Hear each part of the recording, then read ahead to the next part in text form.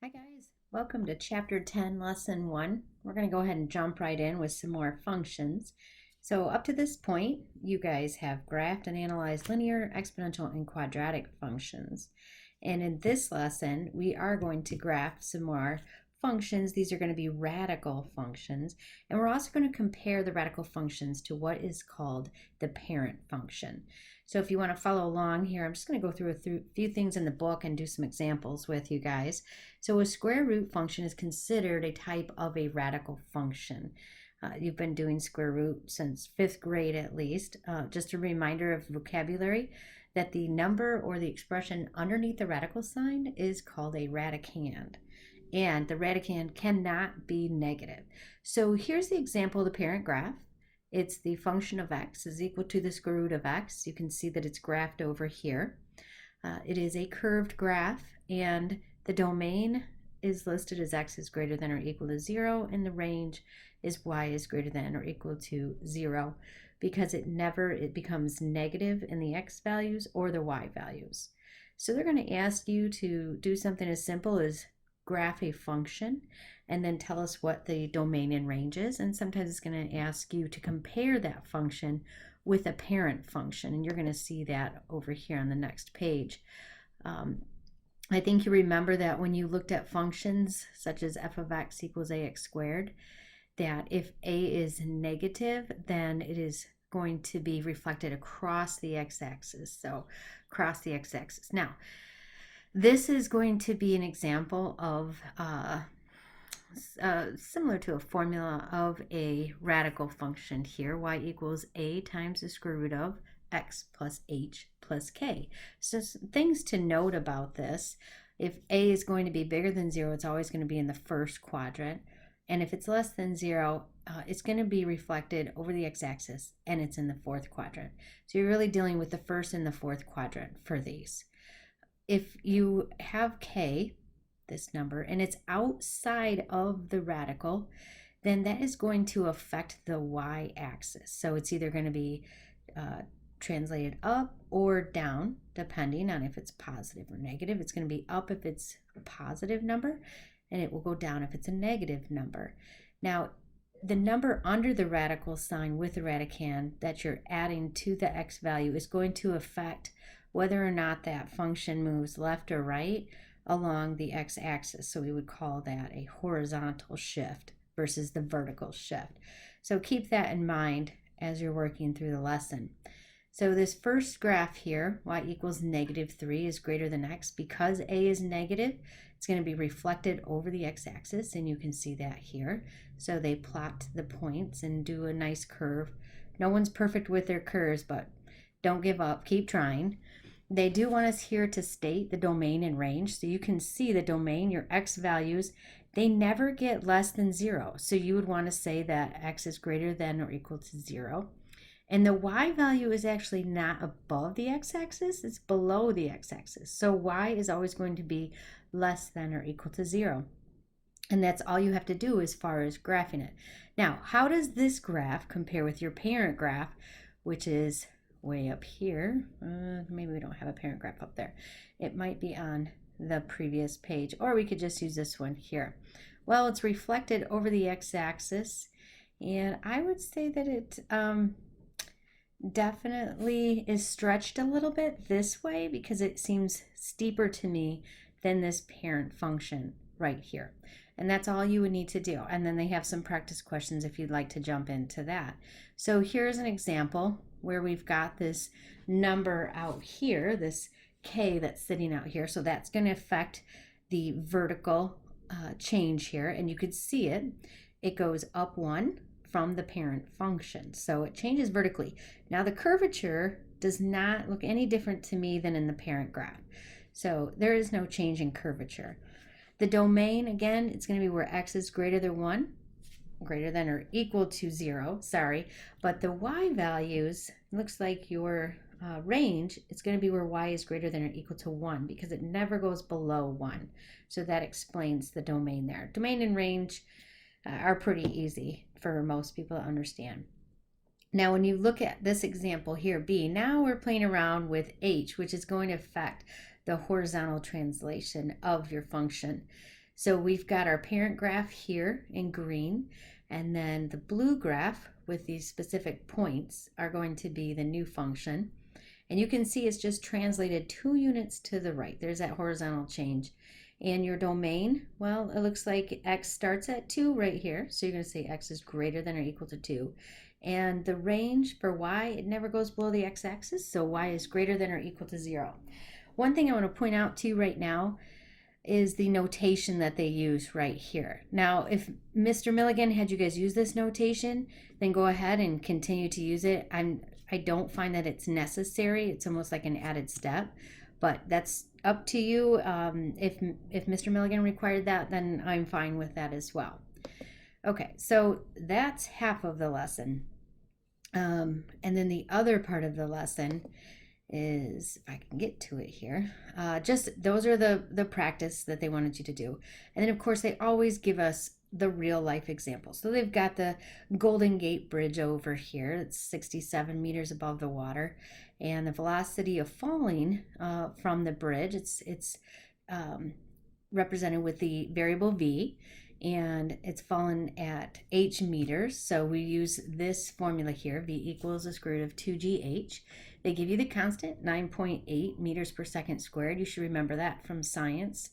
And they want you to graph the actual function. So you would just substitute in your 9.8 here for g and 67 here for your h for height. And then just put it in your calculator and hit enter, see what it looks like, and go ahead and graph it. And there's your velocity listed there. So that would be a real life example. Now, transformations of the square root function. So you're graphing y equals -2 times the square root of x plus 1. I want you to be really careful when you get to questions like this, because students tend to put this plus 1 underneath your radical sign, and that is not what this graph is saying. That's not what this function is saying.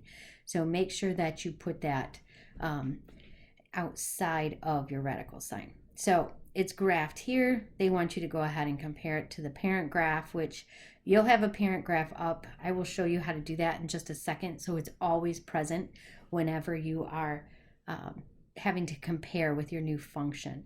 So it obviously is reflected over the x-axis, and this is tricky for some people. They don't think that, because the starting point here, the end point, is actually above the x-axis. So some students struggle with that concept, but it has been reflected over this x-axis, and it was moved up 1 point. So there's that k value out here where we're adding 1. It's going to affect it vertically. The domain, the x values, well, it never goes to the left of the y-axis, so it's always going to be x is greater than or equal to 0.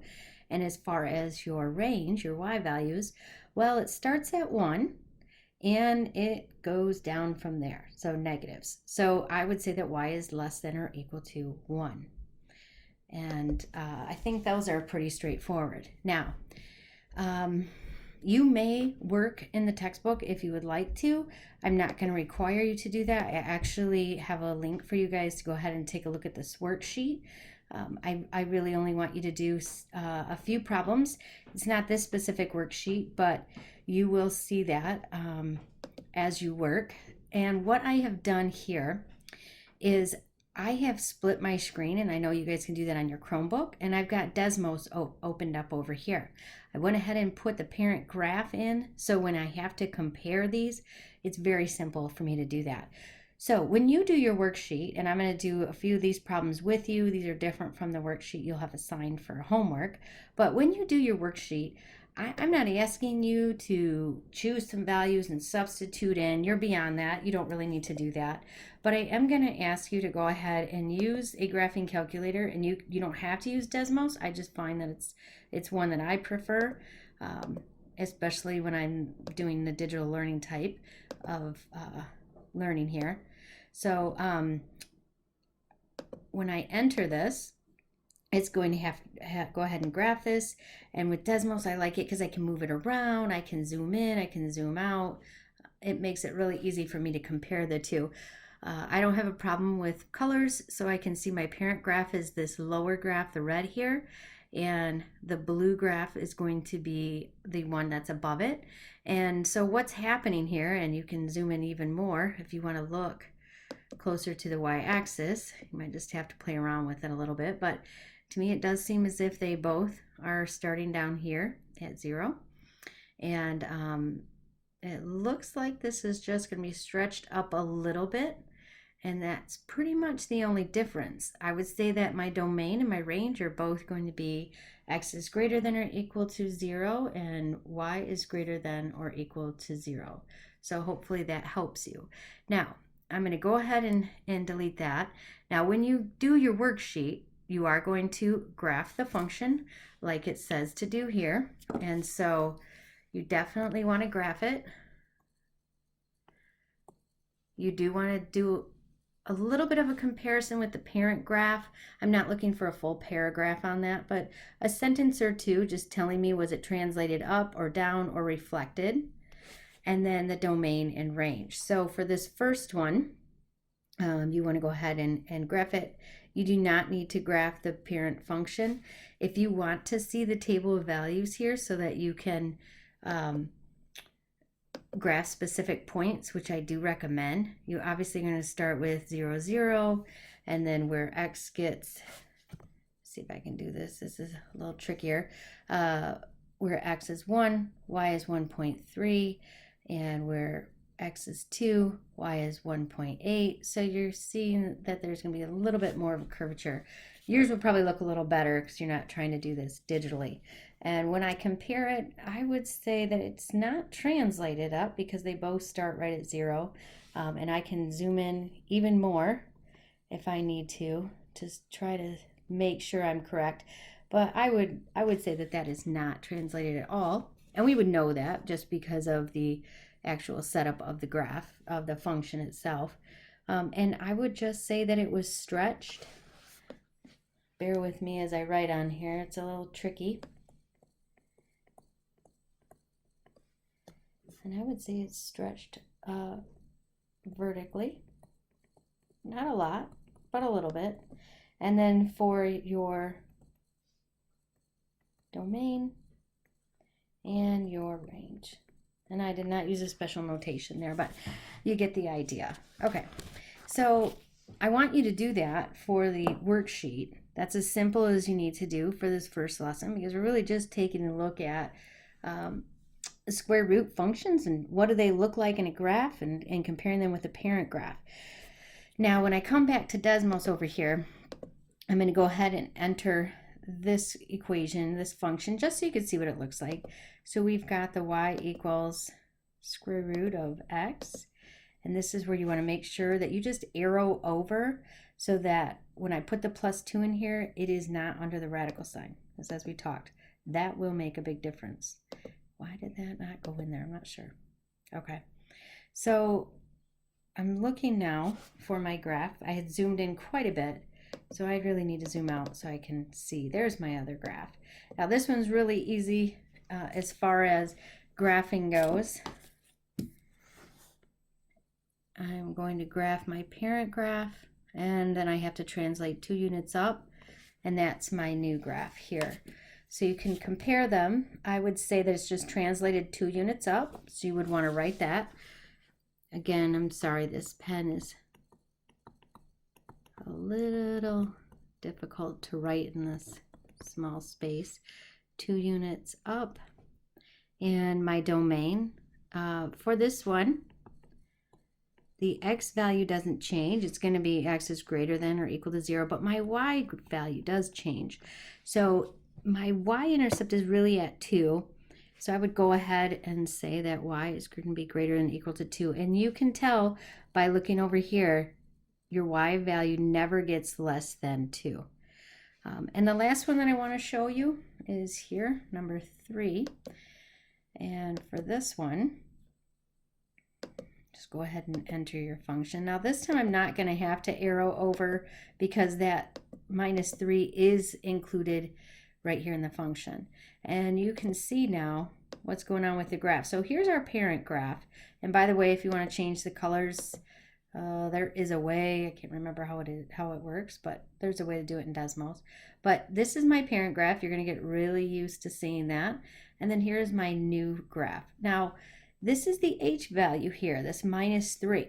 And this is a little different than what we typically think, because when we see -3, we think it's going to go this way to the left and the negative change. But in this situation, under the radical sign, you do the opposite. So it's going to come to the right 3 units. So this one, I would say it's translated to the right 2 units, or 2 units to the right. My x value, well, my domain, now it changes, and we start off over here at 3. So I would say x is greater than or equal to 3. And for my range, I would say that y is greater than or equal to 0, because 0 is the smallest value, and it just is positive.